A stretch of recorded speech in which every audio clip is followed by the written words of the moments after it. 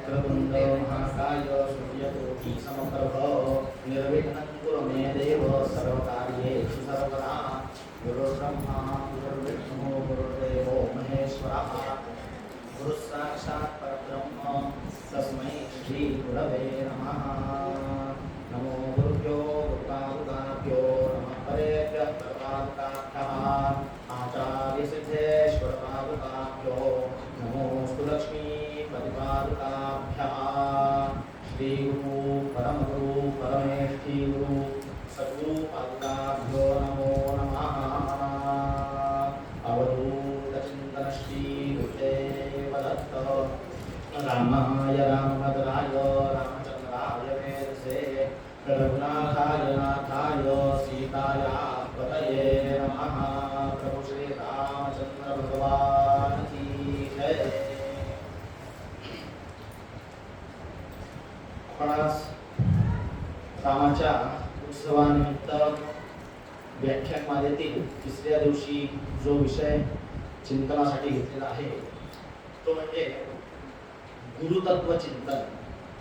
खरं म्हणजे या गुरुतत्वाविषयी माझा वैयक्तिक काही तितकासा अभ्यास नाही, पण हा विषय घेण्यामागचं कारण असं झालं, थोडी पूर्वपीठिका आपल्या समोर ठेवतो आहे की आपल्या उत्सवाचं जेव्हा नियोजन सुरू होतं तेव्हा व्याख्यानाकरता जी तारीख मला विचारण्यात आलेली होती ती 31 तारीख होती आणि 30 तारखेला श्री स्वामी समर्थांचा प्रकट दिन होता। म्हणजे काल प्रकट दिन स्वामी समर्थांचा होता, तर वेदमूर्ती चिंतन गुरुजींचा आणि माझं त्या संबंधी असं बोलणं झालं होतं। साधारणपणे 3-4 विषय असे समोर होते, तर यापैकी कुठल्या विषयावरती बोलावं, तर मग असा हा तुमचा विचार झाला की अनाईसा स्वामी समर्थांचा प्रकट दिन आहे, मग आपण गुरुतत्व चिंतन या विषयावरतीच व्याख्यान ठेवू।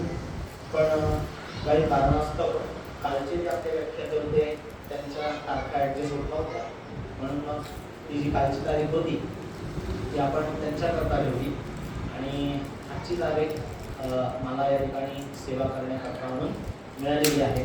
अर्थात गुरुचिंतन याला काही दिवसाची मर्यादा नाही, काळाची मर्यादा नाही, त्या दृष्टीने आज आपण यथाशक्ती यथामती जे काही चिंतन या ठिकाणी मला मांडता येणार आहे ते मी मांडणार आहे।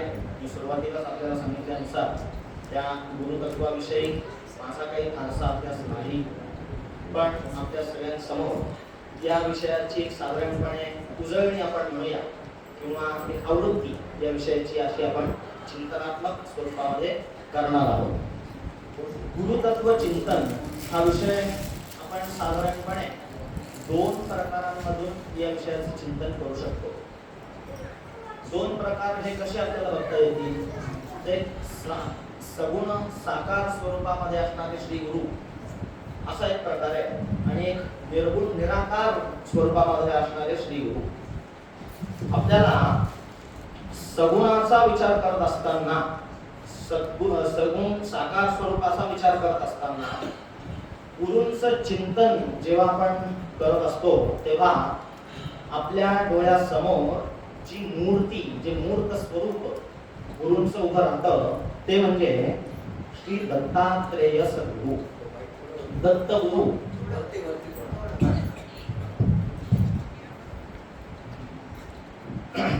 दत्तगुरूंचं चिंतन आपल्याला गुरुतत्वाविषयी प्रामुख्याने करता येतं, कारण या गुरुतत्वाचा उगमच दत्तगुरूंच्या अवतारापासून झालेला आहे। भगवान दत्तात्रेयांच्या संप्रदायामध्ये साधारणपणे 3 शाखा बघायला मिळतात। एक वृक्ष अशी कल्पना करा, त्या वृक्षाला असणाऱ्या त्या शाखा म्हणजे त्या फांद्या आहेत अशी कल्पना करा, तर त्यातली एक फांदी जी आहे ही ब्रह्मस्वरूपाची आहे, दुसरी आणखी एक फांदी आहे ती नारायण स्वरूपाची आहे म्हणजे विष्णू स्वरूपाची आहे, आणि तिसरी ही रुद्र स्वरूपाची आहे। अशा या 3 शाखा ब्रह्मा विष्णू आणि महेश अशा या 3 शाखा या दत्तावतारामध्ये प्रामुख्याने बघायला मिळतात। ब्रह्मा म्हणजेच हिरण्यगर्भ आणि तिसरी शाखा म्हणजे रुद्र। ब्रह्मदेवांच्या शाखेपासून पुढे ब्रह्मदेवांचे 3 मानसपुत्र, ब्रह्मदेवांचे 7 मानसपुत्र, त्या 7 मानसपुत्रांपैकीच एक असणारे महामुनी अत्रि, या अत्रींच्या पुढे मग पुढे दत्तावताराचा विस्तार आपल्याला बघायला मिळतो. गुरुचरित्रामध्ये या कथेसंबंधी आपल्याला साधारणपणे 4थ्या अध्यायामध्ये या कथेचं निरूपण बघता येतं. गुरूंचं प्राकट्य हे ब्रह्मदेवांच्या अंशापासून चंद्र, यालाच चंद्रात्रेय असं म्हटलेलं आहे, रुद्राच्या अंशापासून महर्षी दुर्वास, आणि मग भगवान नारायणांच्या सत्वांशाने प्रकट झाले ते म्हणजे दत्तात्रेय.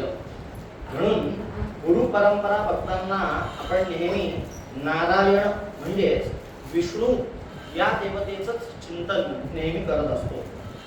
कोणतेही गुरु, स्वामी समर्थ असू दे, गजानन महाराज असू दे, शंकर महाराज असू दे, ही जी गुरु परंपरा आहे, तर या सगळ्या गुरु परंपरेचं मूळ हे दत्तात्रेयांपाशी येऊन मिळतं आणि पर्यायाने ते भगवान विष्णूंशी येऊन मिळतं. अशा प्रकारे ही गुरु परंपरा आपल्याला चिंतनासाठी बघता येते. म्हणूनच साधारणपणे एखाद्या सद्गुरूंचं मंदिर निर्माण झाल्यानंतर एखाद्या मंदिरामध्ये समजा स्वामी समर्थांची मूर्ती आपल्याला स्थापन करायची आहे किंवा गजानन महाराजांची वगैरे मूर्ती आपल्याला स्थापन करायची आहे, तर मग त्याच्यासाठी आपल्या शास्त्रामध्ये जो मुहूर्त विचार सांगितलेला आहे, तर या मुहूर्त विचाराचा सुद्धा विचार करत असताना कुठल्याही सद्गुरूंची प्राण प्रतिष्ठा मंदिरामध्ये करत असताना विष्णूंचेच मुहूर्त घ्यावे लागतात. मुहूर्त वेगवेगळे असतात. शिवाच्या प्रतिष्ठेकरता वेगळे मुहूर्त आहे, पंचायतनाचे सगळेच मुहूर्त वेगवेगळे दिले असतात, देवीची प्रतिष्ठा असेल तर वेगळे मुहूर्त आहे. पण सद्गुरूंच्या मूर्तीची जर पादुका किंवा मूर्तीची प्रतिष्ठापना स्थापना करायची असेल तर मात्र विष्णूच्याच मूर्तीची प्रतिष्ठा आपल्याला त्याचेच मुहूर्त, त्या संबंधातलेच मुहूर्त हे बघावे लागतात. दत्तगुरूंचे जे रूप आपण प्रामुख्याने बघतो ते म्हणजे 3 मुख असणारी त्रिमूर्ती, त्रयमूर्ती. आपण आरती सुद्धा म्हणतो दत्तांची. दत्तांची आरती आपण काय म्हणतो? त्रिगुणात्मक त्रयमूर्ती. म्हणजे ही दत्तगुरूंची जी मूर्ती आहे, मूर्त स्वरूप आहे, हे त्रिगुणात्मक त्रयमूर्ती या स्वरूपामध्ये आपल्याला बघायला मिळतं.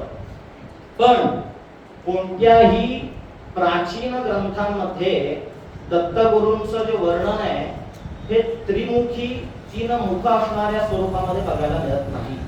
कुठल्याच ग्रंथामध्ये तसं बघायला मिळत नाही.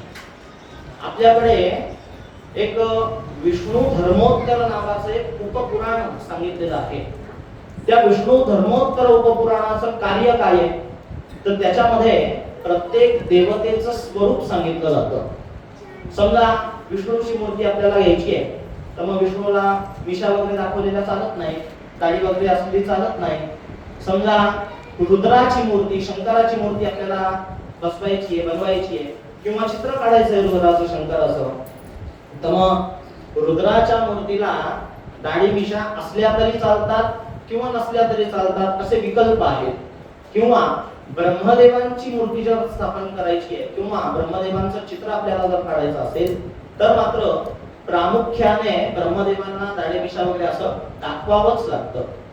कारण हे सगळं का सांगितलेलं आहे आपल्या शास्त्रामध्ये, या विष्णू धर्मोत्तर नावाच्या उपपुराणामध्ये हे सगळं का सांगितलेलं आहे, तर त्या मागे, त्या मूर्ती मागे दडलेलं जे अव्यक्त जे तत्व आहे, ते अव्यक्त असणारं तत्व हे व्यक्त स्वरूपामध्ये भक्तांच्या कल्याणाकरता पुढे यावं, हे असे संकेत का दिलेले, तर ते संकेत देण्यामागचं कारण, तो हेतू आपण लक्षात घ्यायचा आहे.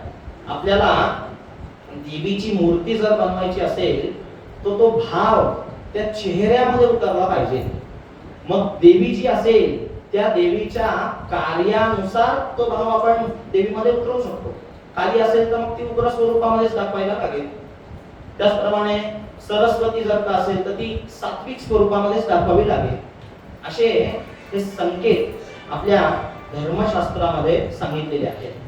मग आता भगवान दत्तात्रेयांचं जे मूर्त स्वरूप, चित्र स्वरूप हे आपल्या पुराणानुसार जे सांगितलेलं आहे किंवा बघायला मिळतं हे म्हणजे एकमुखी, द्विभुज आणि पद्मासनस्थ असं वर्णन बऱ्याच साऱ्या ग्रंथांमधून आपल्याला बघायला मिळतं.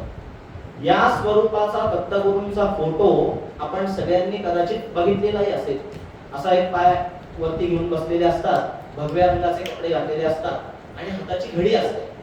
या स्वरूपाची जी मूर्ती असते ही आपण एकमुखी दत्त म्हणूनही काही ठिकाणी ओळखतो.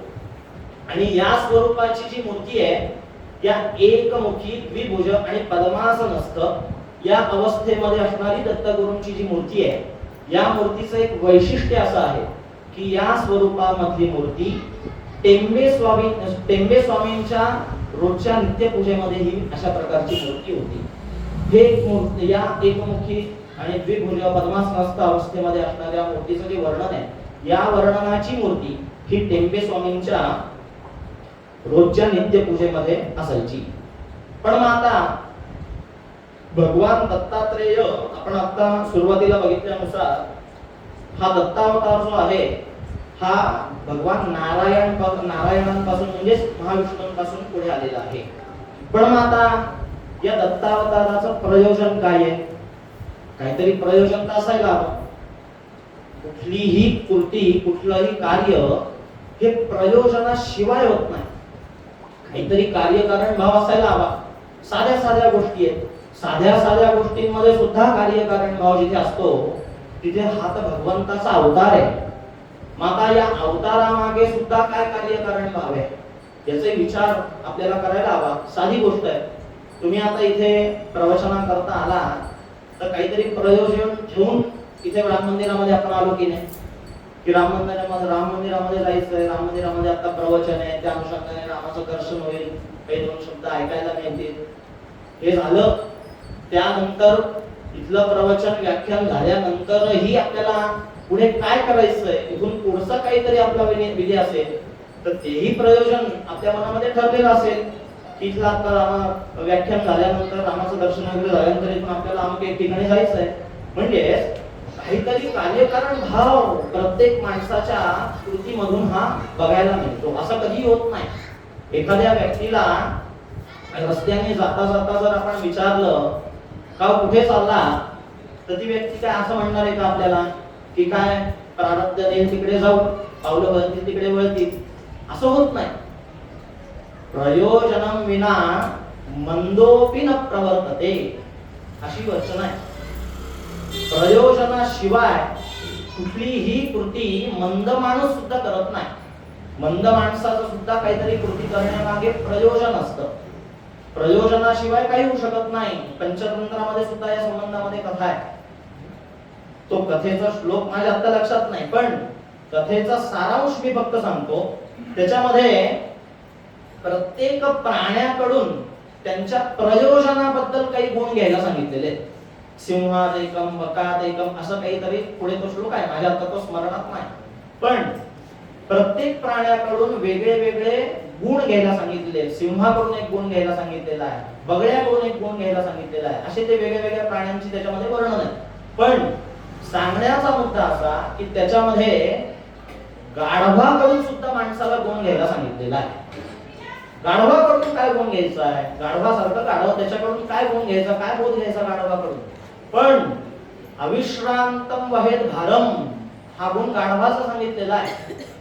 गाढव हे आपण जरी चुकीच्या अर्थाने वापरत असलो तरी सुद्धा ग्रंथकारांनी मात्र गाढवाचा गुण माणसाने घ्यायला सांगितलेला आहे. त्या श्लोकामध्ये पंचतंत्रामध्ये आलेल्या कथेमध्ये माणसाचा एकही गुण सांगितलेला नाही. माणसाकडून अमुक एक गुण घ्यावा असं काही कुठे सांगितलेलं नाही.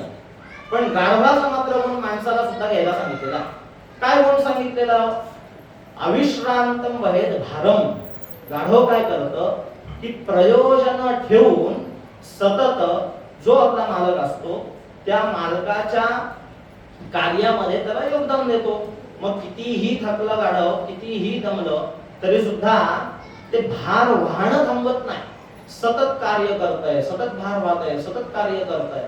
मग हा गुण प्रयोजनाबद्दल, प्रयोजनशील माणसाने असावं याकरता म्हणून पंचतंत्रामध्ये माणसाला घ्यायला सांगितलेला आहे. पण आपला विषय हा जो चालू आहे की दत्तावताराचं प्रयोजन काय. मग दत्तावताराचं प्रयोजन आपण विचारात घेत असताना कुठल्याही अवताराचं जे प्रयोजन असतं हे साधारणपणे सारखंच असतं. यदा यदा हि धर्मस्य ग्लानिर्भवति भारत आपण जे म्हणतो ही समान वाक्य रचना ही प्रत्येक अवताराच्या ठिकाणी जोडायची आहे. दत्तावतार असू दे, रामाचा अवतार असू दे किंवा अगदी दशावतार असू दे, प्रत्येक अवतारामागे हीच भूमिका आहे. रामाचा अवतार सुद्धा कशासाठी आहे ते सीताहरण वगैरे हा सगळा कथेचा भाग बाजूला ठेवा. पण रामाचा अवतार सुद्धा त्या अवतारामागचं सुद्धा प्रयोजन की रावणाची प्रवृत्ती संपवण्याकरता रामाचा अवतार आहे. असं प्रत्येक अवताराच्या बाबतीत आपल्याला बघता येऊ शकतं. असंच सध्याच्या आपल्या या युगामध्ये 2014 साली मोदीजींचा अवतार झालाय की हो. जी काही परिस्थिती आपल्या भारत देशामध्ये सुरू होती त्या भारत देशामध्ये सगळ्यांनाच ग्लानी आल्याचं भासत होतं, जाणवत होतं, अनुभवत होतो आपण. पण 2014 साली प्रत्यक्ष त्या परमात्म्यानेच त्याचा अंश मोदींच्या स्वरूपामध्ये आपल्याकरता, आपल्या कल्याणाकरता पाठवलेला आहे असं म्हणायला काही वावगं ठरणार नाही. मग तसंच दत्तावतार जो आहे हा दत्तावतार का सांगितलेला आहे, याचं प्रयोजन काय आहे. तर काय झालं की वेद प्रतिपादित असलेला धर्म आणि वेदानुगामी असलेल्या स्मृती या सगळ्यांचा निर्धारित केलेला जो धर्म आहे त्या धर्माला ग्लानी यायला लागली. सुरुवातीला मी म्हटल्यानुसारच जेव्हा जेव्हा ग्लानी तुम्हाला दिसेल तेव्हा तेव्हा तुम्हाला अवतार दिसणार आहे. मग दत्तावताराचं काय प्रयोजन आहे तर वेद प्रतिपादित असलेला धर्म आणि वेदानुगामी असलेल्या स्मृती या सगळ्यांना ग्लानी यायला लागली आणि त्या ठिकाणी वेदांनी सांगितलेला जो अभिप्रेत असलेला धर्म आहे त्याचं पालन मात्र लोकांकडनं होत नव्हतं. पूर्वमीमांसेने आपल्याला सांगितलेलं आहे की वेद प्रतिपाद्यत्वे सदी प्रयोजनवत अर्थो धर्मः. धर्माचं लक्षण पूर्वमीमांसा काय सांगते तर वेद प्रतिपादित असलेल्या धर्माचं पालन करायचं आहे. आणि नुसतं वेद प्रतिपादित असलेल्या धर्माचं नुसतं पालन नाहीये तर प्रयोजनवत अर्थो धर्मः, प्रयोजनही असलं पाहिजे. यजेत सर्व कामः असं आपल्याला जेव्हा श्रुती माता सांगते तेव्हा स्वर्गाची प्राप्ती होण्याकरता हवन करावं असा एक सामान्य त्याचा अर्थ झाला. पण हवनामध्ये सुद्धा वेगवेगळे प्रकार सांगितलेले आहेत, यज्ञयाग सांगितलेले आहेत. मग आता त्याच्यामध्ये शेणयाग सांगितलेला आहे. यागच आहे, यजनच आहे, पण शेणयागाचं प्रयोजन मात्र नाहीये. शेणयागाची फलप्राप्ती काय आहे तर शेणयागापासून नरकाची प्राप्ती होते. मग तिथे आपल्याला निषेधही सांगितलेला आहे. पण सांगण्याचं तात्पर्य की वेदानुगामी, वेदाने प्रतिपादित असलेल्या धर्माचं आचरण हे आपल्याकडून व्हावं म्हणून हा दत्तावतार सांगितलेला आहे. म्हणूनच आजही ज्या ज्या क्षेत्रांमध्ये दत्तांची स्थानं आहेत, ज्या ज्या क्षेत्रामध्ये दत्तांची मंदिरं आहेत त्या ठिकाणी आपल्याला वेदानुशासित असलेले नियम बघायला मिळतात. सोळावळ मोठ्या प्रमाणामध्ये बघायला मिळेल. कुठलीही देवस्थानं बघा, नरसोबाची वाडी बघा, औदुंबर बघा, अशी कुठलीही दत्ताची जी देवस्थानं आहेत किंवा आपलं नाशिकचं दत्तधाम बघा, कुठलीही दत्ताच्या संबंधामध्ये दत्तावतार, दत्ताची मंदिरं जिथे जिथे आपल्याला बघायला मिळतात त्या प्रत्येक ठिकाणी सोळावळ हे मोठ्या प्रमाणामध्ये आजही बघायला मिळतंय. आलंय कुठून? दत्तावतारापासून आलेलं आहे. मग अनेक अवतार त्याच्यानंतर झाले, अनेक ऋषी होऊन गेले, अनेक मुनी होऊन गेले, अनेक सच्शील मार्गाने आचरण करणारी लोक होऊन गेली, पण त्याच्यामध्ये कुठेही भेद झालेला नाही. आचरण पद्धती, संप्रदाय जो तयार होतो त्या संप्रदायामध्ये जो काही अनुबंध चतुष्टय घालून दिलेलं असतं त्या अनुबंधाचं पालन हे आजपर्यंत आपण बघतो आहोत. हाच सगळा वेदानु शासित असलेला धर्म हा आजही दत्तांच्या ठिकाणी, दत्तांची जिथे जिथे मंदिर आहेत, देवस्थान आहेत, त्या प्रत्येक ठिकाणी आपल्याला बघायला मिळतं. मग आता बहुतांशी आपण सुरुवातीला विचार करायला सुरुवात केल्यानंतर जो पहिला आपण भाग बघितला तो सगुण स्वरूपाचा आपण चिंतनासाठी घेतला. मग सगुण स्वरूपामध्ये दत्तांचा जे रूप, दत्तांचं जे मूर्त रूप आहे हे आपण कसं बघितलं तर एकमुखी, द्विभुजा आणि पद्मासन असतं. पण साधारणपणे दत्तांचं जे मंदिर असतं त्या ठिकाणी आपल्याला एकमुखी असणाऱ्या दत्तांचं दर्शन होत नाही. काही ठिकाणी आहे, काही ठिकाणी एकमुखी दत्ताचे आपल्या इथे पण आहे. पण बहुतांश जास्तीत जास्त हे दत्तांचं जे रूप आहे हे त्रयमूर्तींचंच बघायला मिळतं. तर याचं कारण काय आहे तर गंगाधर सरस्वती यांचा गुरुचरित्र जो ग्रंथ आहे त्या गुरुचरित्र ग्रंथामधली 4थ्या अध्यायामधली कथा. माता अनुसूयेला आपल्या ज्येष्ठ 2 पुत्रांची आठवण सतत होत होती.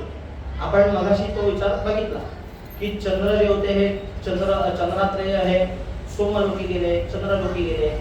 दुर्वास महर्षी जे होते ते तीर्थाटनासाठी गेले आणि मातेसोबत अनुसूयेसोबत जे राहिले हे फक्त दत्तात्रेय.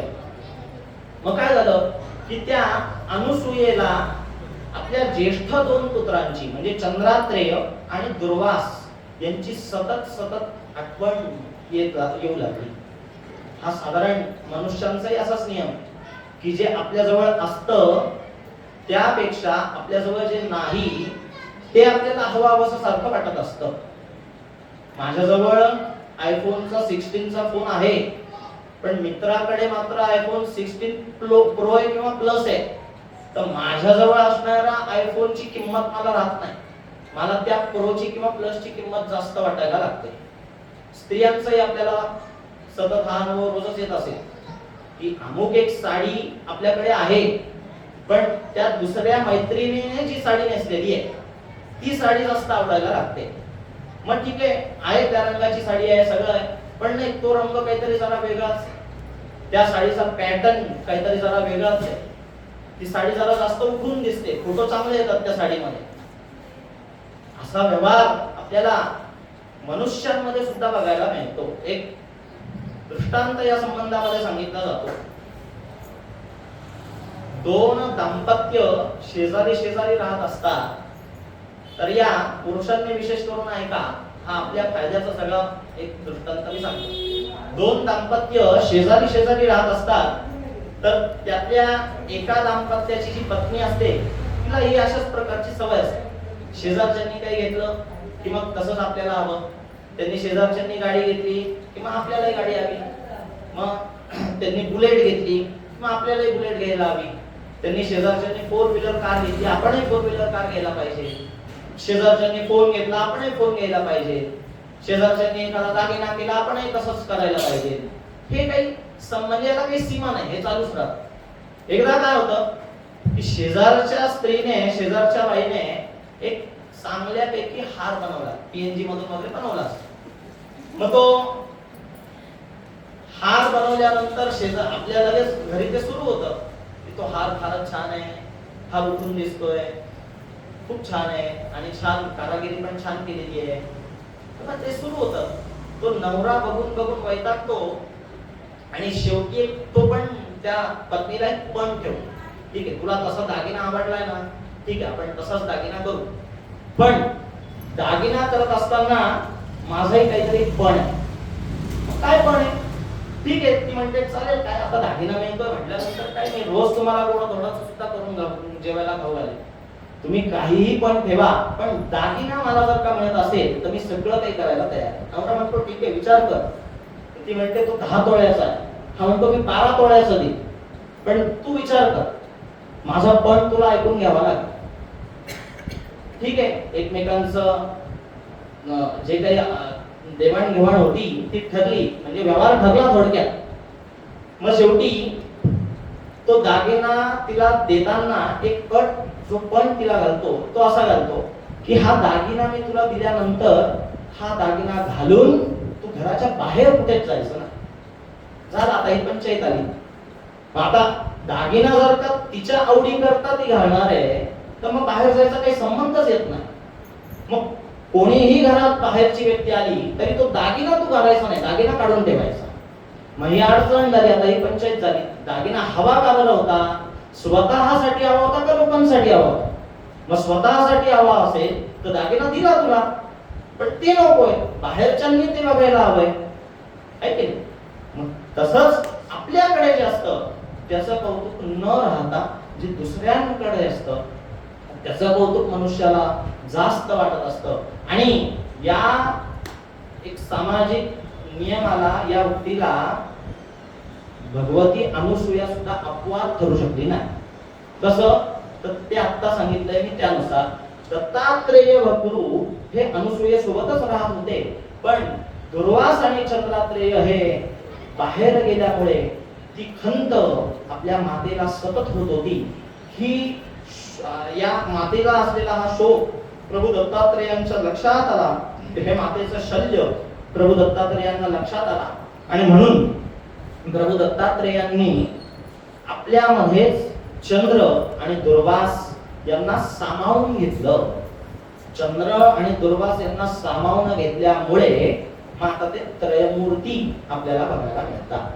चंद्र, दुर्वास आणि दत्तगुरु असं मिळून ते एक तत्व तयार होतं.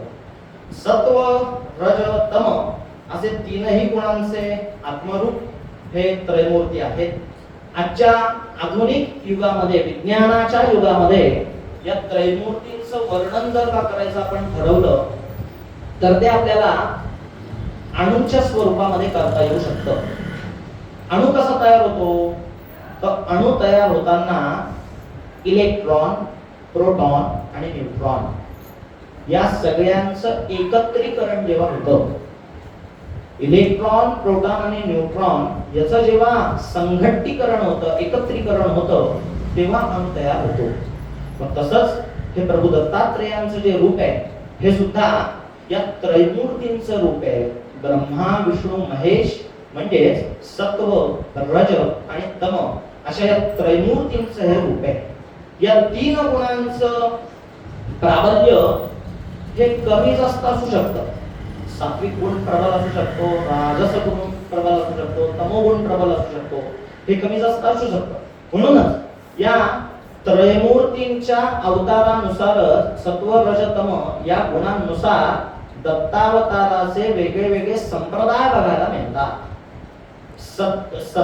सात्विक गुण जे दत्तात्रेयांचं, हा सात्विक गुण, सात्विक प्राबल्य दत्तगुरूंचं जेव्हा वाढलेलं असतं तेव्हा वेदशास्त्रांची मर्यादा दाखवण्याकरता श्रीपाद श्रीवल्लभ नरसिंह सरस्वती म्हणजे साधारणपणे गुरुचरित्रामधून आलेली दत्तगुरूंची जी परंपरा आहे ही सात्विक गुण प्रधान आहे.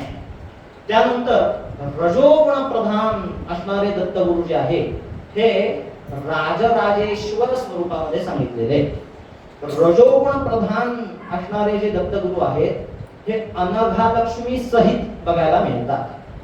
यालाच आनंद संप्रदाय असंही म्हणतात. या दत्तगुरूंचे जे उद्घोष आपण ऐकतो हे सुद्धा या संप्रदायाच्या संबंधातच आहे. बघा, आपण दत्तगुरूंचे उद्घोष काय काय देत असतो की अवधूत चिंतन श्री गुरुदेव दत्त, किंवा नुसतं गुरुदेव दत्त, किंवा गुरुदेव दत्त दत्त असे म्हणायची पद्धत आहे. पण ही जी उद्घोष वाक्य आहेत हे संप्रदायावरती अवलंबून आहे. मग आता हा जो आनंद संप्रदाय सांगितलेला आहे यांचं उद्घोष वाक्य सुद्धा वेगळं आहे, आपण कधी ऐकलेलं नसतं. आनंदे दत्तात्रेय देवदेव असं उद्घोष वाक्य या आनंद संप्रदायामध्ये बघायला मिळतं. या दत्तगुरु मुकुट धारण केलेले आणि पितांबर धारण केलेले असे बघायला मिळतात. म्हणजेच एक ऐश्वर्य संपन्न, वैभव संपन्न असं मूर्त रूप दत्तगुरूंचं या रजोगुणामध्ये बघायला मिळतं. या रजोगुणामध्ये असणारी दत्तांची जी मूर्ती आहे, याच मूर्तीचे उपासक महानुभाव पंथाची लोक असतात। महानुभाव पंथ जो आहे हा सुद्धा दत्तोपासकच आहे। तर या राजराजेश्वर स्वरूपामध्ये असणारा जो संप्रदाय आहे तो महानुभाव पंथ या संप्रदायाचा उपासक आहे। आणि एक दासोपंत नावाचे उपासक या राजराजेश्वर स्वरूपाच्या दत्तांचे होऊन गेलेले आहेत। अंबेजोगाई आपल्या सगळ्यांचं आराध्य दैवत आहे। अंबेजोगाई आपली कुलदेवी आहे। त्या अंबेजोगाईला या दासोपंतांचं घर आहे। त्या दासोपंतांच्या घरी एक चित्र काढलेलं बघायला मिळतं। आपण जर कधी अंबेजोगाईला गेलात तर अवश्य बघा।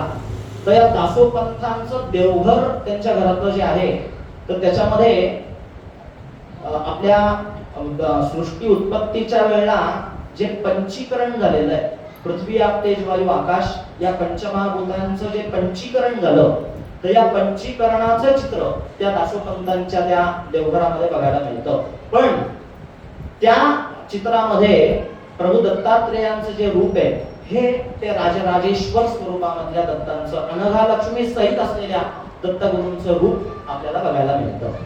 आणि तिसरा जो संप्रदाय या दत्तगुरूंचा बघायला मिळतो तो म्हणजे अवधूत स्वरूपात आहे। तमोगुण प्रधान हा दत्तगुरूंचा संप्रदाय अवधूत स्वरूपामध्ये बघायला मिळतो। या अवधूत संप्रदायापासूनच नाथ संप्रदाय, तसंच अनेक शाक्त, तांत्र, आगम अशा वेगळ्या वेगळ्या संप्रदायांची उत्पत्ती झालेली आहे। गोरक्षनाथांना सुद्धा या अवधूत स्वरूपामध्ये जे दत्तगुरू आहेत त्या दत्तगुरूंनी दीक्षा दिलेली आहे, उपदेश दिलेला आहे। म्हणूनच आपल्या त्र्यंबकेश्वर क्षेत्रामध्ये सुद्धा प्रभू दत्तात्रेयांचं महत्व जास्त आहे। इतर ठिकाणी तर दत्तांची स्थानच असतात, त्या ठिकाणी दत्तांची स्थान असल्यामुळे तिथे तर महत्व राहणारच आहे। पण आपल्या त्र्यंबकेश्वर क्षेत्री सुद्धा दत्तांचं महत्व या अवधूत स्वरूपामधल्या दत्तांचं जास्त महत्व आहे। आपल्या नील पर्वतवरती असणारं दत्तगुरूंचं जे मंदिर आहे हे या संप्रदायाच्या संबंधात आहे। अवधूत स्वरूपामधले जे दत्तगुरू आहेत या संप्रदायातल्या संबंधामध्ये नील पर्वतचं आपलं दत्तांचं मंदिर आहे। कारण मी आता सांगितल्यानुसार या अवधूत स्वरूपामध्ये असणारे जे दत्तगुरू आहेत त्या दत्तगुरूंपासूनच पुढे शाक्त, तंत्र, आगम अशा वेगळ्या वेगळ्या परंपरा सुरू झाल्या। म्हणूनच आपल्या दत्तगुरूंचं जे नील पर्वतचं जे मंदिर आहे हे सगळ्यात महत्त्वाचं या संप्रदायामध्ये मानलं जातं। आणि आपल्या इथे गोरक्षनाथांचं सुद्धा स्थान आहे। म्हणूनच त्र्यंबकेश्वरला सुद्धा दत्तात्रयांचं महत्व आहेच आहे। असं हे त्रयमूर्तींचं रूप आपण सगुण स्वरूपामध्ये बघितलं। त्रयमूर्तींचं स्वरूपाचं चिंतन करत असताना, सगुणाचं चिंतन करत असताना पहिले एकमुखी दत्तांचा विचार आपण केला। एकमुखी, द्विभुजा आणि पद्मासनस्थ असणारं जे रूप आपण बघितलं आणि त्यानंतर त्रयमूर्तींचं सुद्धा रूप आपण बघितलं। अशा प्रकारे एक साधारणपणे दत्तांची मूर्ती आपल्या डोळ्यासमोर उभी राहते। हे सगुणाचं वर्णन आपल्याला दत्तगुरूंचं करता येतं। पण सगुणासोबतच निर्गुणाची ही उपासना सांगितलेली आहे। सगुणामध्ये अडकायला सांगितलेलं नाहीये। धर्मशास्त्र आपल्याला सांगतं की सगुणाची उपासना ही एका मर्यादेपर्यंत करायची आहे। ती मर्यादा एकदा तुम्ही त्या मर्यादेपर्यंत एकदा पोहोचले, एकदा तुम्ही ते अंतर पार केलं की मग तिथून पुढे मात्र तुम्हाला निर्गुणाची उपासना सांगितलेली आहे। कारण जसं हा सगुणाची जी उपासना आहे हा म्हणजे साधारणपणे अभ्यास सांगितलेला आहे। आणि अभ्यास कधीही खरा मानायचा नसतो। अभ्यास हा मिथ्या असतो।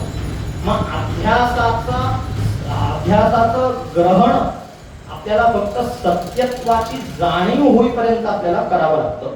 म्हणजे गुरुतत्व सुद्धा वेगवेगळ्या नामाने, गुणाने, वेगवेगळ्या उपाधीने जरी प्रकट होत असलं तरी एकदा गुरुकृपा झाली, ब्रह्मबोध झाला, सच्चिदानंद स्वरूपाचे ज्ञान झालं की मग नाम आणि नामी याच्यात अंतर राहत नाही। पूजा प्रतिमेची जरी आपण करत असलो तरी उपचार वाहत असताना आपला जो भाव आहे हा प्रतिमेयाच्या ठिकाणी असायला हवा। रामाची पूजा आपण करतो तर रामाची पूजा करत असताना रामाच्या मूर्तीमध्ये अडकायचं नाहीये, प्रतिमेमध्ये अडकायचं नाहीये। तर त्या प्रतिमेयाकडे बघायचं आहे. हे खरं धर्मशास्त्र आपल्याला सुचवत आहे. म्हणूनच अध्यास जो असतो हा काही काळापर्यंत टिकत असतो, पण कायमस्वरूपी जो शाश्वत असतो हा अध्यास कधीही टिकत नाही. जसं दोरीवरती भासणारा जो सर्प असतो हा काही काळापुरता आपली दिशाभूल करतो. आपल्याला रस्त्याने जाताना दोरी दिसली, लांबून आपल्याला असं वाटतं की तो सर्प आहे, पण तो सर्प नसतो. तो सर्प काही काळापुरता आपल्याला भासत असतो. एकदा आपण जवळ पोहोचलो किंवा आपल्याला असं ज्ञान होतं की हा सर्प नसून ही रज्जू आहे, हा ती दोरी आहे. पण हे ज्ञान झालं कसं? आता सर्पाने, त्या दोरीने काही होऊन आपल्याला सांगितलं का की मी सर्प नाहीये, मी दोरी आहे? किंवा दुसरं काही तिथे आणखी नवीन उत्पन्न झालं का की त्याच्यामुळे आपल्याला कळलं की ही दोरी होती, हा सर्प नाहीये? हे आपल्याला कळलं कसं? तर त्याचं कळण्याचं कारण हे साधं आहे. दोरी दिसली म्हणून कळलं की ही दोरी आहे, सर्प नाहीये. तसंच भगवंताचं जे मूर्त रूप आहे हे काही काळापर्यंत पूजेकरता घ्यायचं आहे. पण एकदा तुमची पातळी तिथपर्यंतची झाली की मग मात्र तुम्ही निर्गुणाची उपासना करायला हवी, निर्गुण निराकाराची उपासना करायला हवी. मग आता सद्गुरु सुद्धा हे कोण आहे? सद्गुरु सुद्धा परब्रह्म स्वरूपच आहे. ब्रह्मतत्व हेच गुरूंमध्ये आपल्याला बघायला मिळतं. आपल्या सगळ्यांना माहित असलेला एक श्लोक आहे. हा श्लोक देवी भागवतामध्ये आलेला आहे. काय श्लोक आहे तो? मी आता इथे प्रवचन सुरू करताना त्या श्लोकापासूनच मंगल केलं पाहिलं. काय श्लोक म्हटला मी? गुरुर् ब्रह्मा, म्हणा आपण, गुरुर्विष्णू गुरुर्देवो महेश्वरः गुरु साक्षात परब्रह्म. आलं का? परब्रह्म तस्मै श्री गुरवे नमः. या श्लोकामध्ये दोन प्रकार आहेत उच्चारणाचे. काही जण गुरुर् ब्रह्मा गुरुर्विष्णू गुरुर्देवो महेश्वरः गुरु साक्षात परमब्रह्म म्हणतात आणि काही जण परब्रह्म म्हणतात. याच्यात अर्थामध्ये काही फरक पडत नाही. परमब्रह्म हे जे शब्द, हे जे वाक्य आहे, हा जो शब्द आहे हा सामासिक शब्द आहे. संस्कृताचा तो एक थोडासा भाग आहे, सामासिक शब्द आहे तो. पण म्हणून त्या शब्दापासून त्या श्लोकाच्या अर्थात काही बदल होतो का? तर काही अर्थात बदल होत नाही, अर्थ तोच राहतो. त्यामुळे काही जण गुरु ब्रह्मा गुरु विष्णू परम ब्रह्म म्हणतात किंवा परब्रह्म म्हणतात, त्याच्यामुळे अर्थात काही फरक पडत नाही. पण यात आपल्याला चिंतन कसं आता घ्यायचंय, विचार कसला करायचा आहे? निर्गुणाचा विचार करायचा, म्हणजे ब्रह्मतत्वाचा विचार करायचा. मग या श्लोकामध्ये आपल्याला मिळालं की गुरु हे परब्रह्म स्वरूपामध्येच असतात. कुठलेही गुरु तुम्ही विचारामध्ये घ्या, टेंबे स्वामी घ्या, परब्रह्म स्वरूपच आहे. स्वामी समर्थ घ्या, परब्रह्म स्वरूपच आहे. गजानन महाराज घ्या, शंकर महाराज घ्या, परब्रह्म स्वरूपच आहे.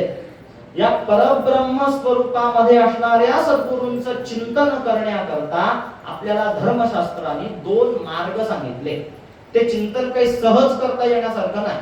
मग आपल्याला आपल्या धर्मशास्त्राने जसं लहान मुलाला बोटाला धरून हळूहळू हळूहळू आपल्याला चालत न्यावं लागतं, तसं धर्मशास्त्रांनी सुद्धा आपल्याला या चिंतनाकरता मदत होण्याकरता या दोन माध्यमांचा वापर केलेला आहे. कर्तृत्व चिंतन आणि स्वरूप चिंतन. या कर्तृत्व चिंतनालाच आपण लीला, भगवंताने केलेल्या लीला असं म्हणतो. या दोन स्वरूपांमधून आपल्याला सद्गुरूंचं चिंतन, सद्गुरूंचं साक्षात सद्गुरूंचं दर्शन घडू शकतं. कारण वास्तविक स्वरूप चिंतन एकदा झालं की मग आपल्याला स्वरूप चिंतनानंतर कर्तृत्व चिंतनाची तशी पाहायला गेली तर आवश्यकता राहत नाही.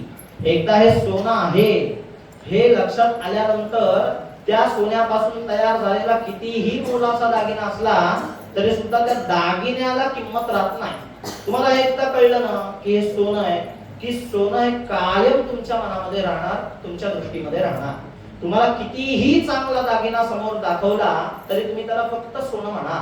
तुम्ही त्याच्या त्या आकारामध्ये, त्या दागिन्याच्या नक्षीकामामध्ये कधी अडकणारच नाही.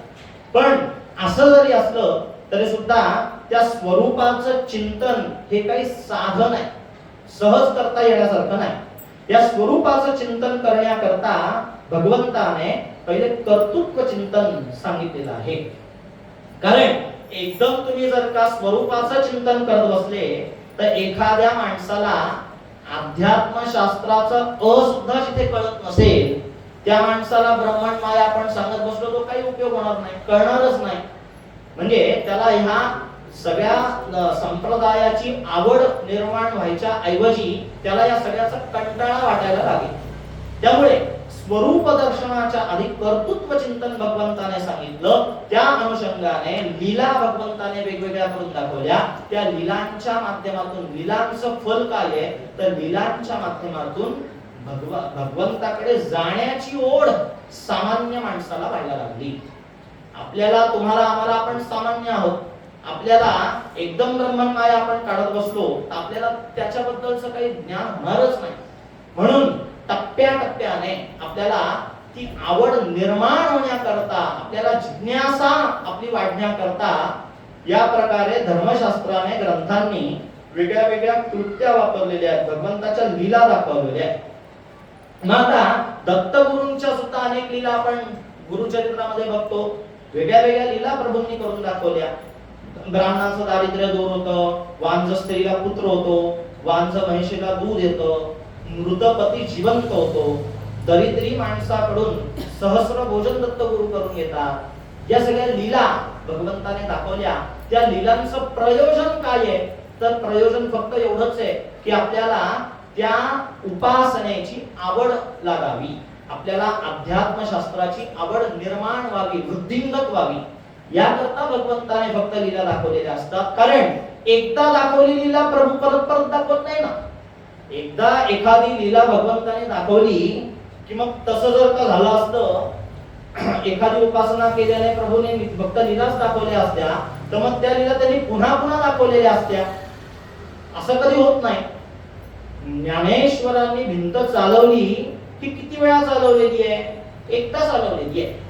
किंवा रेड्याच्या मुखी वेद बोलवले हे किती वेळा केलं ज्ञानेश्वरांनी? एकदाच केलेलं. म्हणजे लीला ज्या असतात याचं कारण काय आहे? तुम्हाला फक्त त्या गोष्टीची आवड निर्माण व्हावी. ती आवड निर्माण होण्याकरता म्हणून फक्त भगवंताने लीला दाखवलेल्या असतात. किंबहुना आपली ते अध्यात्मशास्त्र स्वरूपाचं दर्शन ग्रहण करण्याची सुद्धा शक्ती तयार व्हावी याकरता सुद्धा भगवंताने लीला दाखवलेल्या असतात.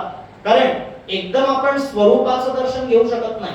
आपलीही तेवढी उंची असायला हवी, आपलंही तेवढं ज्ञान असायला हवं, आपल्याला ते झेपलं पाहिजे. आपल्याला आपली आध्यात्मिक तयारी, मानसिक तयारी त्या पद्धतीची व्हायला हवी. म्हणून भगवंताने उपासना मार्ग सांगितला. स्वरूप दर्शनाच्या आधी हे वेगळे वेगळे टप्पे भगवंताने सांगितलेले. थोडक्यात आपली ती तयारी व्हायला हवी. आपली शक्ती जोपर्यंत तयार होत नाही ती शक्ती तयार होईपर्यंत आपल्याला स्वरूपाचं चिंतन करताच येऊ शकत नाही. आता इथे वेताळाचा उत्सव चालू आहे. काल परवाच त्यांचा वेताळाच्या तिथे कार्यक्रम झाला. आता त्या वेताळाच्या उत्सवामध्ये दरवर्षी कुस्त्यांची दंगल भरवली जाते. इकडे आखाड्यात गावामध्ये बोर्ड लावलेला.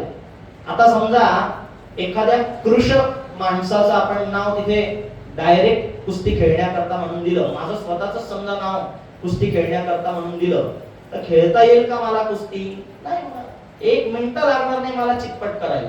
का असं होईल? कारण माझी शक्ती नाहीये. ते ग्रहण करण्याची, त्या मैदानात उतरण्याची माझी शक्ती नाहीये. मग तसंच स्वरूपाचं दर्शन आपलं होण्याकरता आपली तेवढी शक्ती तयार व्हावी याकरता म्हणून भगवंताने अशा वेगळ्या वेगळ्या लीला सांगितलेल्या आहेत, वेगळे वेगळे आचार सांगितलेले आहेत. मग आता या आचारांच्या माध्यमातून काय होतं तर आपली सुद्धा एक आध्यात्मिक ओढ, आपली आध्यात्मिक उंची वाढायला लागते. फलश्रुती सांगितल्याशिवाय मनुष्य कुठलीही गोष्ट करायला आकर्षित होत नाही. डीमार्ट मध्ये आपण सगळेजण जातो. का जातो डीमार्ट मध्ये? का जातो तर ते प्रलोभन काहीतरी दाखवत असतात, काहीतरी तुम्हाला स्कीम देत असतात. अमुक एक वस्तू घेतल्यानंतर त्याच्यावरती हे फ्री आहे असं काहीतरी ऍडव्हर्टाइज केल्याशिवाय आपण काही डीमार्ट मध्ये जाणारच नाही. नाही तर मग डीमार्ट मध्ये जायची आवश्यकताच राहणार नाही ना. जे काही मिळतंय ते सगळीकडे गल्ली गल्लीमध्ये दुकान आहे. डीमार्ट मध्ये जाण्याचं कारण काय आहे तर आपल्याला तिथे जाण्यामागे काहीतरी फलप्राप्तीची अपेक्षा असते, म्हणून आपण डीमार्ट मध्ये जातो. 50 रुपयाची कोलगेट घ्यायची असते, पण आपण ती ऑफर वाचून त्या 50 रुपया करता त्या डीमार्ट मध्ये जातो, पण येता येता 2 पिशव्या भरून 500-1000 रुपये घेऊन खर्च करून बाहेर कधी पडतो हे सुद्धा कळत नाही. पण म्हणजे हे अंधा अनुकरण आहे, ठीक आहे. पण माझा दृष्टांत आता कुठपर्यंत आहे, तर काहीतरी ओढ माणसाला निर्माण व्हावी याकरता भगवंताने लीला दाखवलेल्या असतात. आपल्याला एका भगवंताकडून एक चांगल्या प्रकारची उत्तम दर्जाची अशी गाडी भगवंताकडून गिफ्ट स्वरूपामध्ये मिळालेली आहे. हे जे शरीर आपल्याला भगवंताकडून मिळालेलं आहे, हे उत्तम दर्जाचं असं शरीर, ही उत्तम प्रकारची गाडी आपल्याला भगवंताकडून दिलेली आहे. आता आपण म्हणाल की फलश्रुतींना जर का काही अर्थ नाही तर मग फलश्रुती म्हणायच्या तरी का बरं? तर असं नाहीये, फलश्रुतींना अर्थ आहे, पण फलश्रुतींचा अर्थ कुठपर्यंत आहे, तर त्याच्या आधी सांगितलेला जो कार्यभाग आहे हा पठण करण्यापुरता फक्त फलश्रुतींचा अर्थ अभिप्रेत आहे. जसं आपल्याला एक उदाहरणाखातर मी तुमच्या समोर एक दृष्टांत ठेवतो. समजा आता माझी आणि भगवंताची एकमेकांपासूनचं हे जे अंतर आहे, माझं आणि भगवंताचं हे जे अंतर आहे, हे साधारणपणे आपण 500 किलोमीटरचं धरलं. आता हे 500 किलोमीटरचं अंतर मला पार करायचं. भगवंताने काय केलं? भगवंताने ते अंतर पार करण्याकरता मला चांगली गाडी दिली, सद्विचार दिले, उत्तम ज्ञान संपदा दिली, शास्त्र दिलं, ग्रंथ दिले. म्हणजे भगवंताने जे जे करायला हवं ते सगळं दिलं. मग या अंतर कमी करण्याकरता मी काय करायला हवं? तर मी त्या गाडीमध्ये उपासना रूपी इंधन घालायला हवं. उपासना नावाचं पेट्रोल डिझेल मी जोपर्यंत त्या गाडीत घालत नाही तोपर्यंत ती गाडी पुढे धावणार नाही. आणि ह्या गाडीचं एक वैशिष्ट्य असं आहे की या गाडीमध्ये इंधन जसं उपासना रूपी लागतं तसं या गाडीचं ऑइल सुद्धा कर्म रूपी लागतं. हे कसं? तर आपली कर्म चांगली असायला हवी. कर्मांमध्ये काही पुढे अडथळे आले की मग त्याचा प्रत्यय तुम्हाला त्या क्षणाला मिळणार म्हणजे मिळणार, यात कुठलाही संदेह नाही. म्हणजे त्या कर्मरूपी ऑइलची सुद्धा तितकीच आवश्यक आहे. आणि ते अंतर पार करण्याकरता म्हणून इंधनाच्या स्वरूपामध्ये उपासना रूपी इंधनाची आवश्यकता आहे.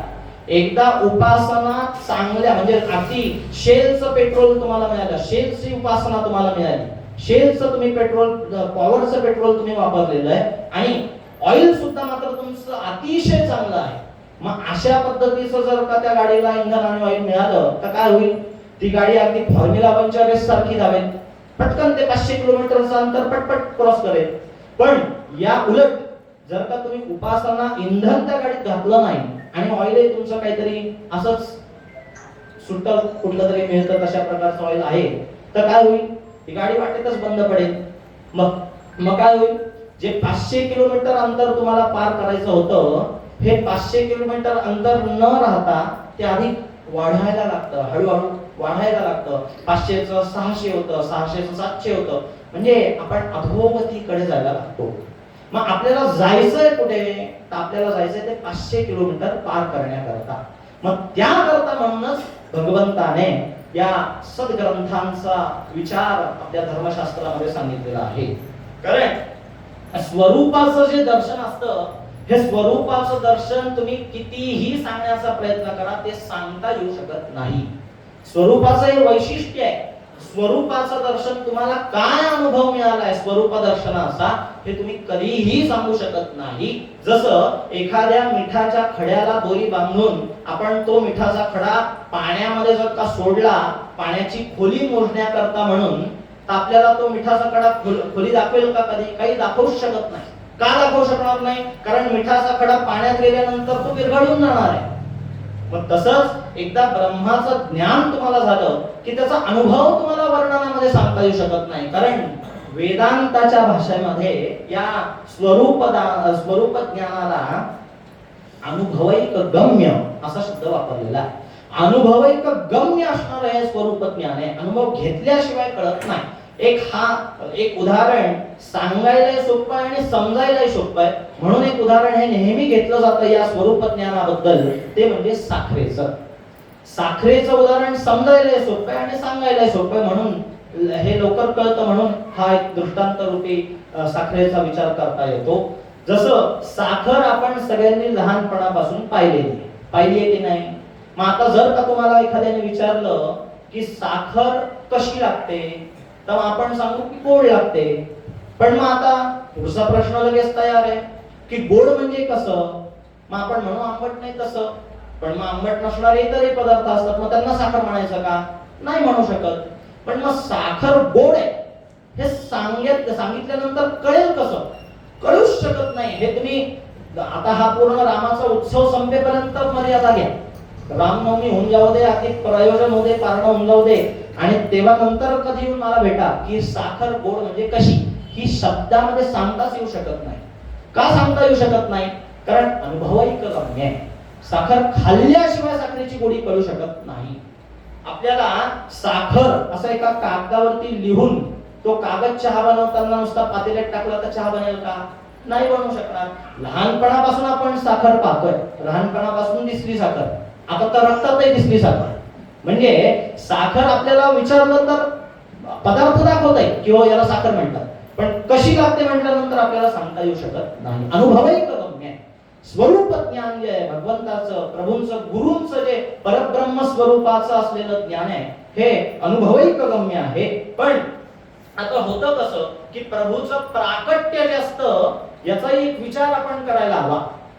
एखाद्या भक्ताच्या भक्तीला प्रसन्न होऊन भगवंत स्वतः प्रकट होता, हा एक विचार लक्षात घ्या. एखाद्याने जर का परम भक्ती भगवंताची केलेली आहे, बेंबीच्या देठापासून म्हणजे भक्तीचा अगदी उच्चांक गाठलेला आहे, असं जर कोणी केलेलं असेल तर त्या भक्ताच्या भक्तीला प्रसन्न होऊन भगवंत स्वतः अवतार घेतात. कुठलंही उदाहरण तुम्ही बघा या संबंधामध्ये. रावणाचं उदाहरण घ्या. रावणाने काय केलं, त्याचा आचार विचार जो होता तो बाजूला राहू दे, पण रावणाने काय केलं की त्याच्या भक्तीची पराकाष्ठा केली. मग भक्तीची पराकाष्ठा झाल्यानंतर प्रभू शिवाने, शंकराने स्वतः दर्शन दिलं. नुसतं दर्शन दिलं नाही तर प्रभूने आत्मलिंग रावणाला दिलं. म्हणजे एखाद्या भक्ताच्या परम भक्तीला तारून भगवंत स्वतः अवतार घेतात. अर्जुनाला गीता श्रीकृष्णाने सांगितली, आपल्याला सगळ्यांना माहिती आहे. गीतेचा उपदेश श्रीकृष्णाने अर्जुनाला केला, अर्जुनालाच केला हे मला म्हणायचंय. सद्गुरू जे असतात किंवा संत असतात हे एका भक्ता करता येत नाही, अखिल जगताच्या कल्याणाकरता सद्गुरूंचा अवतार होतो. कुठलेही सद्गुरू बघा, कुठलेही संत बघा, ज्ञानेश्वर घ्या, तुकाराम महाराज घ्या, दत्तप्रभू घ्या, किंवा टेंबे स्वामी, स्वामी समर्थ, गजानन महाराज, कुठलेही सद्गुरू घ्या, त्याचा अन्वय लावताना तुम्हाला अखिल जगताच्या कल्याणाकरता सद्गुरू हा संप्रदाय अखिल जगतामध्ये जगताच्या कल्याणाकरता म्हणून त्यांचा अवतार होत असतो. आणि एखाद्या भक्ताकरता मात्र प्रभू भगवंत स्वतः अवतार घेत असतो. पण असं जरी असलं तरी म्हणजे मग आता एखाद्यासाठी भगवंत स्वतः आणि सगळ्यांसाठी मात्र सद्गुरू, मग असा भेद नाही होणार का? पण हा भेद मानायचा नसतो. या सद्गुरू चिंतनामध्ये आपल्याला हा भेद वाटत जरी असला तरी सुद्धा तो भेद मानायचा नाहीये. कारण भक्तिशास्त्रामध्ये कल्पित भेदाची स्वीकृती सांगितलेलीच आहे, त्याशिवाय भक्तिशास्त्र परिपूर्ण होतच नाही. कल्पित भेद हा मानावाच लागतो. आपल्याला एक साधं उदाहरण जर का बघायचं झालं या संबंधामध्ये, तर आता हा पेन माझ्या हातामध्ये आहे, बरोबर आहे. आता या पेनाचे अनेक प्रकार असतील, जसं आपण याला आता यूज अँड थ्रोचा पेन म्हणतो, असे अजून वेगळे प्रकार असतात. आपण शाळेमध्ये वापरलेले रेनॉल्डचा पेन असतो, जॉटरचा पेन असतो, शाईचा पेन असतो, असे वेगळे पेन असतात.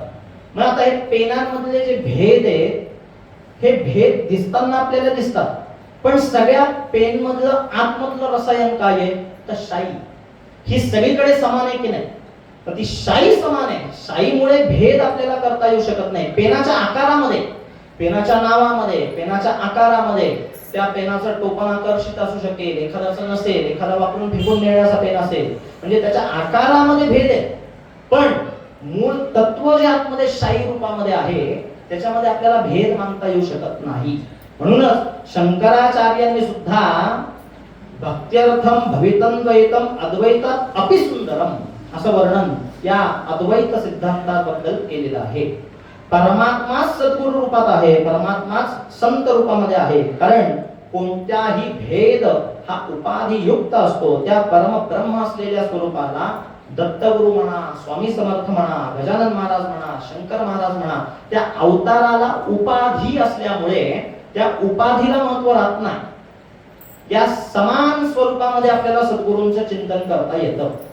गुरु या तत्वाच्या ठिकाणी सगळे सद्गुरू एका ठिकाणी आहेत. त्यांच्या नावांमुळे किंवा कार्यामुळे त्यांना वेगळ्या वेगळ्या उपाधी लागलेल्या आहेत. उपाधी हा शब्द आध्यात्मिक दृष्टीने वेगळा वापरला जातो. आपण व्यवहारात वेगळ्या अर्थी वापरतो.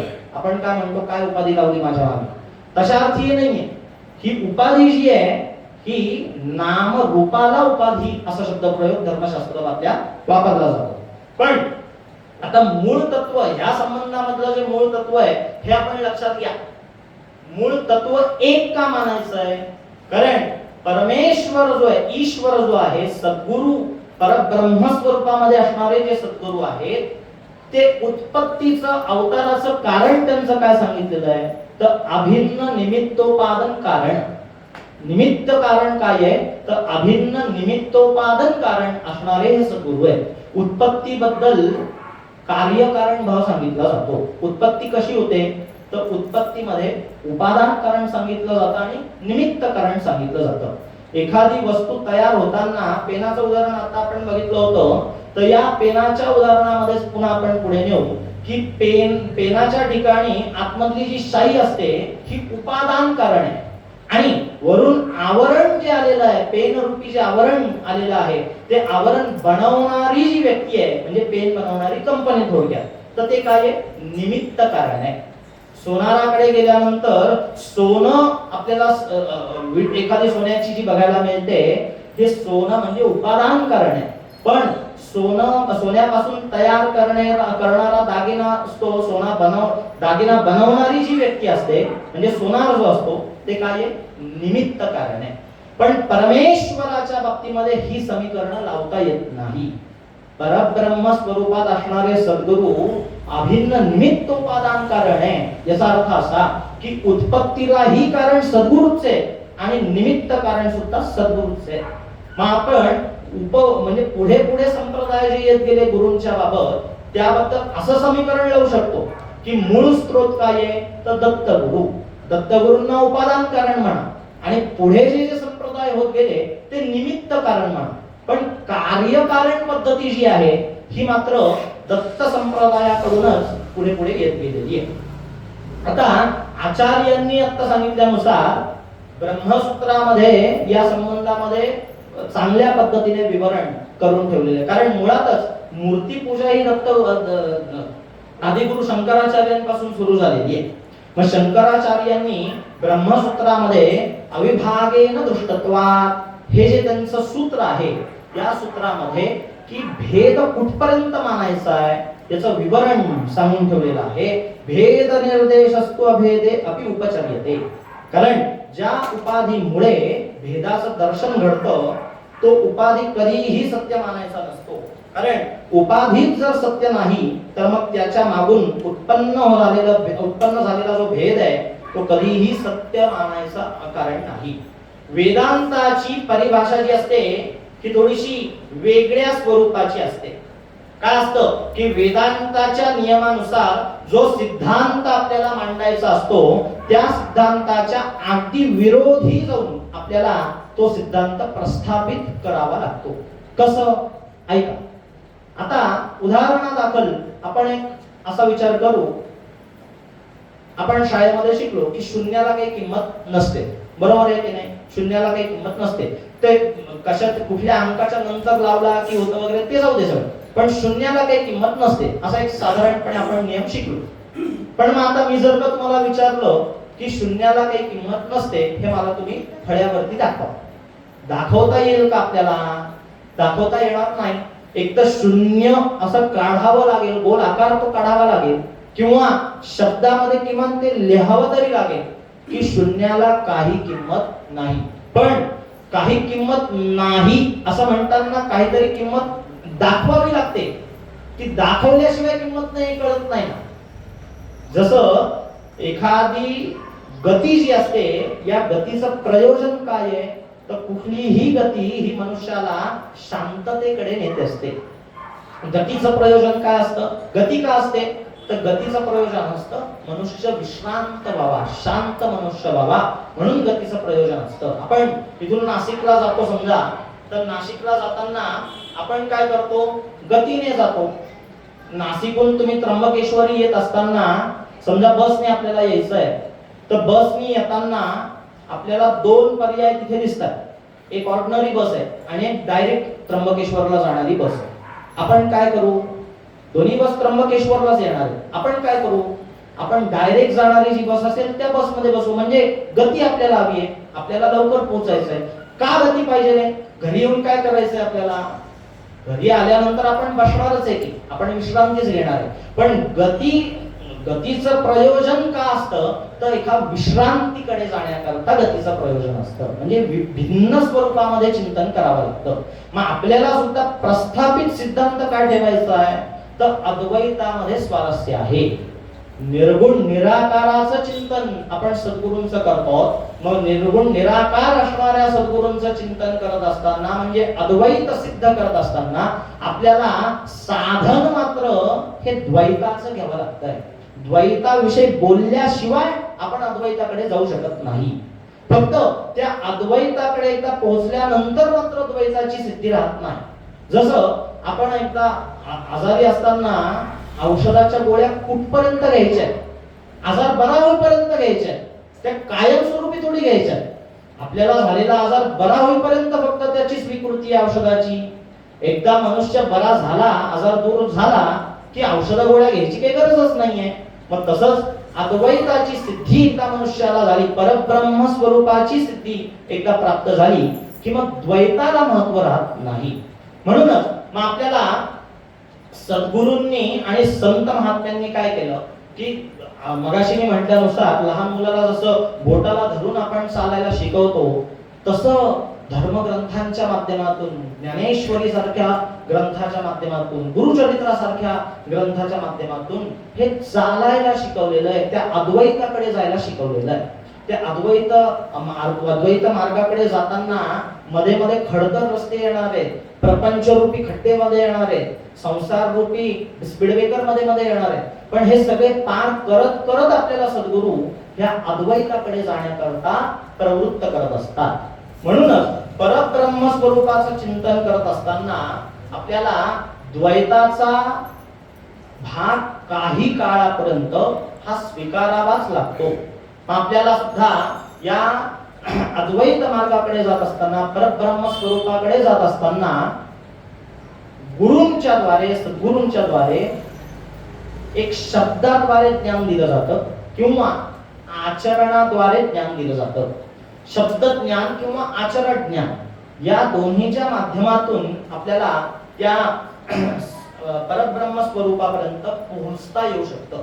फक्त यात काय होतं की शब्दज्ञान जे असतं हे साधारणपणे सगळ्यांना समजेलच असं सांगता येत नाही.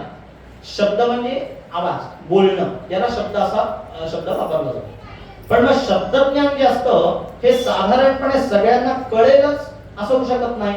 कारण शाब्दिक ज्ञानाचं एक आणखी महत्व आहे की एकदा शब्द तुम्ही ग्रहण केला, ऐकला की त्या शब्दाचा विवेक करावा लागतो. मग त्याचे अर्थ लावून बघावे लागतात. लक्षार्थ काय लागतोय, व्यंग्यार्थ काय लागतोय, असे त्याचे अन्वय लावावे लागतात. आणि मग त्याच्यातून आपल्याला काय सांगायचंय याचा बोध घ्यावा लागतो. मग त्या कारणाकरता सगळ्यांची मती ही एकसारखीच असेल असं सांगता येत नाही. मग त्यावेळेला गुरु जे असतात, संत जे असतात, ते आचरण स्वतः करून दाखवतात. त्या पाश्चात्य संस्कृतीमधला एक तत्ववेत्ता सॉक्रेटिस नावाचा होऊन गेलेला आहे. एकदा काय झालं की त्या अथेन्स नगरीमध्ये हा सॉक्रेटिस नावाचा जो तत्ववेत्ता होता त्याचे दोन शिष्य होते. एकाचं नाव होतं प्लेटो आणि एकाचं नाव होतं डेमोक्रेटिस. एकदा काय झालं की जो प्लेटो जो होता तो त्यांनी तिकडे त्या पाश्चात्य देशामध्ये कुठे एक त्याची पाठशाळा चालू केली तत्वज्ञान सांगण्याकरता म्हणून त्यांनी त्याची पाठशाळा चालू केली. मग त्यांनी काय केलं, एकदा गती ह्या विषयाचा प्रकरण विद्यार्थ्यांना शिकवायला सुरुवात केली. तर त्या सगळ्यांमधला एक जो विद्यार्थी होता त्याला ती गती म्हणजे काय हे काही केल्या कळत नव्हतं. कितीही त्याने वेगवेगळे प्रकार करून पाहिले, सगळं लिहून दाखवलं, वेगवेगळी उदाहरणं देऊन दाखवली, सगळं अगदी करून झालं, पण त्या मुलाला गती म्हणजे काय हे काही कळत नव्हतं. आता तो वैतागला. काही काळानंतर त्याची चिडचिड व्हायला लागली.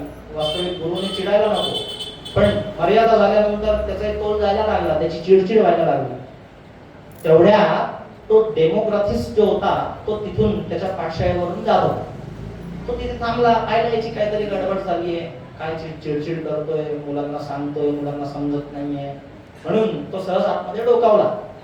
आतमध्ये डोकावल्यानंतर त्यांनी ते सगळं एकंदरीत प्रकरण पाहिलं आणि त्यांनी प्लेटोला विनंती केली की हे जे प्रकरण आहे हे मी एकदा सांगून पाहू का.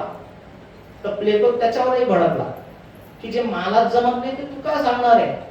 आपण दोघं जण सहाध्यायी आहोत, अध्ययन आपण सोबत केलेलं आहे, तर तुझी मर्यादा काय आहे हे म्हणे मला माहिती आहे. जे मलाच जमत नाहीये, पाठशाळेत असताना मीच हुशार होतो आपल्या दोघांमधून, तर ते मलाच जे जमत नाहीये ते तुला जमूच शकत नाही. 2 तास झाले मी कधीच हे सांगतोय, जे मला जमत नाही ते तुला जमूच शकत नाही. तो डेमोक्रॅटिस त्याला एकदा विनंती करतो, ठीक आहे एकदा मला प्रयत्न करून पाहू दे, तू तर सगळे प्रयत्न केलेस ना, मग मला एकदा प्रयत्न करून पाहू दे, समजलं तर समजलं, ठीक आहे ठरतं त्यांचं. हा डेमोक्रॅटिस काय करतो, त्या मुलाच्या हाताला धरून त्याला बळजबरी ओढत दारापर्यंत नेतो आणि त्याला म्हणतो याला गती म्हणतात. दृष्टांत एवढाच होता. सांगण्याचं तात्पर्य मुलाला गती जशी कळत नाही अशा मतीचे आणखीनही काही जगतामध्ये काही लोक असू शकतात. म्हणून सद्गुरू काय करतात किंवा संत काय करतात, तर आचरण पद्धती ही स्वतः आचरून दाखवतात, नुसतं सांगत नाही.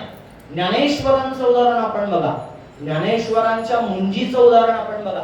ज्ञानेश्वरांना मुंज करण्याची काही आवश्यकता होती का, काही आवश्यकता नव्हती. सद्गुरू निवृत्तीनाथांचा आणि ज्ञानेश्वरांचा संवाद जो झाला होता तो वाचायचा. काय म्हणतात, निवृत्तीनाथ स्वतः ज्ञानेश्वरांना सांगतात की आपल्याला या मौंजी बंधनाची वगैरे आवश्यकताच नाही, आता आपल्याला परब्रह्म स्वरूप प्राप्त झालेलं आहे. मौंजी बंधन का करायचंय, तर वेदाचा अधिकार मिळावा म्हणून. मग वेदाचा अधिकार मिळाल्यानंतर आपण पुढे काय करणार आहोत, तर वेदाच्या अधिकारापासून पुढे श्रवण मनन निधिध्यासन वगैरे जो काही टप्प्याटप्प्याने क्रम आपल्याला पूर्व मीमांसा उत्तर मीमांसा हे सगळं करून साधन चतुष्टय वगैरे संपादन करून प्राप्ती काय करायची आहे, मिळवायचंय काय, तर ब्रह्मज्ञान मिळवायचंय. बरोबर आहे की नाही. मग ब्रह्मज्ञान तर आपल्याला आत्ताच मिळालेलं आहे, ब्रह्मज्ञानीच आपण आहोत, तर मग मौंजी बंधनाची काही आपल्याला आवश्यकताच नाहीये. पण ज्ञानेश्वर महाराज तसं करत नाही. ज्ञानेश्वर महाराज त्या ठिकाणी हाच दृष्टांत सांगतात की आचरण पद्धती ही पुढेही लोकांपर्यंत पोहोचायला हवी, म्हणून ज्ञानेश्वरांच्या मुंजीचा सुद्धा एक भाग आपल्याला बघता येऊ शकतो. आपण रामाच्या मंदिरात बसलेलो आहोत. राम कोण आहे, तर दशावतारांपैकी एक असणारे राम आहे. दशावतारांपैकी असणारा एक अवतार म्हणजे प्रभू राम आहे. मग आता जिथे भगवंतच आहे, राम म्हणजे कोण आहे, तर राम म्हणजे भगवंतच आहे. आता रामाला गुरु करण्याची काही आवश्यकता आहे का, काही आवश्यकता नाही. जिथे भगवंतच प्रत्यक्षात आहे त्या भगवंताला गुरु ज्ञानाची काही आवश्यकताच नाहीये. पण रामाने असं केलेलं नाही. आचार पद्धती करून दाखवतात. सगळे अवतार जे आहेत हे आचार स्वतः करून दाखवतात. प्रभू रामांनी सुद्धा वसिष्ठ मुनींना गुरु मानलं. योग वासिष्ठ बघा, योग वासिष्ठामधलं वर्णन असं आलेलं आहे की प्रभू राम राजा राम आहे. राजा राम, प्रभू राम, भगवंत स्वरूपात असलेले राम मांडी घालून बसलेले आहेत वसिष्ठ मुनींसमोर. म्हणजे प्रभू रामांनी सुद्धा भगवंताला सुद्धा गुरु करण्याची आवश्यकता भासली. आता आपण दत्तगुरूंचं चिंतन करतो. दत्तगुरूंनी सुद्धा 24 गुरु केलेले आहेत. प्रत्येकाचे गुण सांगितलेत वेगळे वेगळे, कोणाकडून काय घेतलं, कशासाठी गुरु केलं, हे सगळं विवरण आपण बघितलेलं आहे. पण सांगण्याचं तात्पर्य की संत जे असतात किंवा सत्पुरुष जे असतात हे शाब्दिक ज्ञानामध्ये फक्त अडकत नसून वेळ प्रसंगी आचार स्वतः करून दाखवतात, म्हणजे जेणेकरून आपल्या आपल्याला ते अधिक सुकर व्हावं, अधिक चांगल्या पद्धतीने तो आचार आपल्याला संपादन करता यावा म्हणून तो आचार ते स्वतः करून दाखवतात. गुरुगीतेमध्ये गुरु या शब्दाचं आख्यान जे आलेलं आहे तर त्याच्यामध्ये गुरु या शब्दामधला गु जो दिलेला आहे हा अंधकाराकरता दिलेला आहे. गु म्हणजे काय तर अंधकार, आणि रू जो आलेला आहे तो रू म्हणजे काय तर तो ज्ञानाचा प्रकाश. हा ज्ञानाचा प्रकाश, गुरुरूपी असलेला ज्ञानाचा प्रकाश संत महात्मे सद्गुरु हे आपल्या आयुष्यात कायम प्रकाशित करत असतात. त्या माध्यमातून आपलं इति कर्तव्यता जी आयुष्यामधली असते, जीवनामधली जी इति कर्तव्य असतात, कर्तव्यता असते ही सुकर व्हावी. आणि आपल्याला सुद्धा प्रभू दत्तात्रेयांचं त्रैमूर्तींचं जे रूप आपण बघतो त्या त्रैमूर्तींच्या रूपामध्ये फक्त अडकून न राहता निर्गुण निराकार असणाऱ्या परब्रह्म स्वरूपामध्ये असणाऱ्या दत्तगुरूंचं स्मरण होतं आणि दत्तगुरूंचे आशीर्वाद या अनुषंगाने आपल्याला लाभतात. असं हे गुरूंचं तत्वचिंतन आपल्याला करता आलं. आता आपल्याला आत्ता असा विचार आपण केला की मग सगळे अध्यात्मशास्त्रामध्ये वेगळे वेगळे ग्रंथ सांगितलेले, ज्ञानेश्वरी सारखा ग्रंथ आहे किंवा गुरुचरित्रासारखा ग्रंथ आहे, धर्मसिंधू सारखा ग्रंथ आहे, निर्णय सिंधू सारखा ग्रंथ आहे. मग हे ग्रंथांची संपदा जर आपल्याजवळ असताना गुरूंची आवश्यकता काय आहे? एखादा बुद्धिजीवी असं म्हणू शकतो, बुद्धिजीवी काही कमी नाहीत आपल्याकडे, की ज्ञानेश्वरीमध्ये इतकी दृष्टांत ज्ञानेश्वरांनी दिलेले तर मग गुरूंची आवश्यकताच नाहीये. मी माझं सगळं वाचून त्याच्यातलं काय जे काही तत्व आहे हे समजून घेऊ शकतो. पण असं चालत नाही, असं चालत नाही. हे तत्वज्ञान शिकण्याकरता गुरु मुखातून यावं लागतं, गुरूंकडून ते आपल्याकडे यावं लागतं. तेव्हा त्या तत्वज्ञानाचं जे काही फळ आहे हे पूर्णपणे आपल्याला मिळू शकतं. जसं आपण पाणी जे पितो हे वास्तविक पाहता सूक्ष्म विचार जर का केला तर पाणी आपण कुठलं पितो?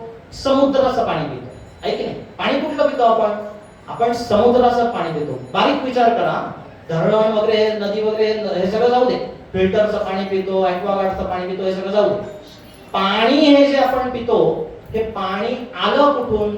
तर समुद्राकडून आलं. आपण पाणी पितो कुठलं? तर समुद्राकडून येतो. पण ते सुपाच्य आहे का? पचण्याकरता, आपल्या शरीराकरता ते उपयुक्त आहे का? तर नाही. म्हणूनच समुद्राचंच पाणी आपल्याला प्यायचं असतं, पण ते मेघाच्या माध्यमातून प्यावं लागतं. मेघ पर्जन्याच्या माध्यमातून ते पाणी जेव्हा आपल्यापर्यंत पोहोचतं ते नैसर्गिक दृष्टीने फिल्टर झालेलं असतं. मेघाच्या माध्यमातून आलेलं पाणी हे आपल्या शरीराकरता सुद्धा सुपाच्य असतं, त्याने त्रास होत नाही, कुठलाही अपाय होत नाही. तसंच ते गुरुतत्व चिंतन सुद्धा आपण स्वतः करू शकत नाही, ते आपल्याला गुरु मुखातून यावं लागतं. समुद्राच्या ठिकाणी समस्त धर्मग्रंथ आपण ठेवूया आणि पर्जन्याच्या ठिकाणी, मेघांच्या ठिकाणी मात्र आपले गुरु बघूया. म्हणजे ज्या पद्धतीने हे समीकरण आपण समुद्राच्या पाण्याशी आता लावलं तसंच समीकरण आपल्याला गुरूंच्या तत्वज्ञानाबद्दल सुद्धा लावता येऊ शकतं. असं हे चिंतन यथामती यथाशक्ती जे काही मला इथे मांडता आलं हे मी आपल्या समोर ठेवण्याचा प्रयत्न केला. मी सुरुवातीलाच सांगितलं होतं की या विषयावरती माझा काही विशेष अभ्यास नाहीये, पण एक गुरुतत्व चिंतन काहीतरी आपल्याकडून व्हावं. कालच स्वामी समर्थांचा प्रकट दिन होऊन गेला, तर त्या अनुषंगाने काहीतरी गुरुतत्व चिंतन आपल्याकडून व्हावं म्हणून हा विषय आज या ठिकाणी मी मांडण्याचा प्रयत्न आपल्या समोर केला. या संधीबद्दल मला इथे प्रभू रामांच्या चरणावरती जे पुष्प अर्पण करण्याची संधी राम मंदिर संस्थेकडून मिळाली याबद्दल प्रभू रामांचा मी ऋणी आहेच, आणि त्याचबरोबर आपल्या राम मंदिर संस्थेचे सुद्धा मी आभार मानतो. एक विशेष आपल्या या राम मंदिर संस्थेबद्दल सांगायचं जर का झालं तर आता सध्या असणारी जी ही बॉडी आहे ही सगळी नवीन मुलं आहेत. आम्ही सगळे एका वयाचे आहोत. आत्ताची जी बॉडी आहे या राम मंदिरामध्ये कार्य करत असणारी जी बॉडी आहे ते सगळे नवीन मुलं आहेत. आता सध्या IPLच्या मॅचेस चालू आहेत, तर ही राम मंदिर संस्थेची जी बॉडी आहे ही टीम सारखी काम करते. कालच आमचा विषय झाला की ही नवीन असणारी जी बॉडी आहे ही उत्कृष्ट काम करते आहे. याचा एक अभिमान आम्हाला समवयस्कर असल्यामुळे सगळ्यांनाच होतो आहे. वेगळे वेगळे मित्र आमचे सगळेजण या समितीमध्ये काम करतायत. प्रत्यक्ष मंदिराचे जे अध्यक्ष आहेत सध्या संकेतजी टोके, हे तर त्या टीम मधले ऑलराऊंडर असल्यासारखे आहेत. वेगळे वेगळे गुण आहेत त्यांच्याकडे. कुठल्याही क्षेत्रामध्ये ते लावून बघा, संकेतजी टोके हे कुठल्याही क्षेत्रामध्ये मॅच होऊ शकतात. आध्यात्मिक क्षेत्रामध्ये, धार्मिक क्षेत्रामध्ये त्यांचं शिक्षण आहे. शालेय शिक्षणामध्ये ते इंजिनियर झालेले आहेत. त्याबरोबरच सामाजिक कार्य तर आपल्याला सगळ्यांनाच माहिती आहे. कधीही त्यांना फोन करा, रात्री 12 वाजता सुद्धा ते तुमच्याकडे येतील. सामाजिक कार्य आताही आहे. राजकारणामध्ये सुद्धा त्यांचं काम आपल्याला बघायला मिळतं. म्हणजेच एक चांगलं व्यक्तिमत्व या संस्थेला सुद्धा लाभलेलं आहे. आणि ही नवीन कार्यरत असणारी जी बॉडी आहे ती सुद्धा खूप छान काम या ठिकाणी करते आहे. या नवीन तयार झालेल्या बॉडीला माझ्याकडून मी शुभेच्छा देतो आणि अभिनंदनही करतो. पुन्हा एकदा मला या ठिकाणी संधी उपलब्ध करून दिली त्याबद्दल मी आपल्या सगळ्यांचे ऋण व्यक्त करतो. प्रभू श्री रामचंद्र भगवान की जय. अवधूत चिंतन श्री गुरुदेव दत्त.